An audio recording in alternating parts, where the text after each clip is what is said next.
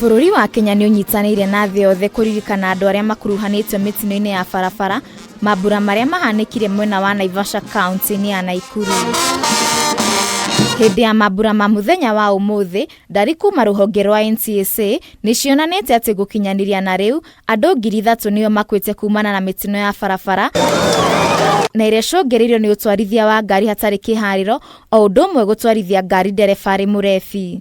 A lot of the recklessness that we're seeing on our road is due to the inability or the ability of the driver undertaking some errors. Na nĩguo kũnyihia mĩtino ĩno, rũhonge rwa KENHA nĩrũranĩire kwambĩrĩria mĩhang'o ya kũgathĩka kamera cia kũrora matereba arĩa maratwarithia ngari na thibindi ya igũrũ, itanya inene arĩ kũnyihia mĩtino ya barabara na gĩcunjĩ kĩa 20.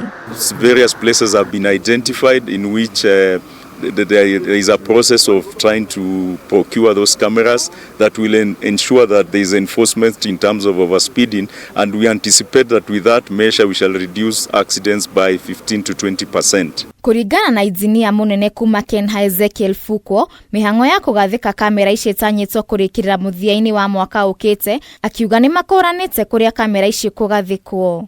The main contributor to accident is overspeeding, and it's out of that the CS of Transport and Roads directed that speed cameras be erected in various high-ranking places along the Nairobi-Nakuru Road. Mwena-inĩ wake mũrũgamĩrĩri mũnene wa rũhonge rwa NTSA George Njau augĩte kaunti ya Kiambu na Nairobi nĩcio itongoretie na mĩtino ya barabara. Especially in the Nairobi County, also in the Kiambu County, where we have noted quite a number of accidents occurring, and especially affecting the pedestrians walking on the side of the road, and as adjudicated. Oho, Njau nĩ ahithũririe atĩ barabara ya Nairobi gũthiĩ Nakuru nĩ ĩkoretwo na namba nene ya mĩtino mwaka ũyũ, kuona ĩrũgamĩrĩire andũ 173. Let's take care of each other to reduce the road carnage.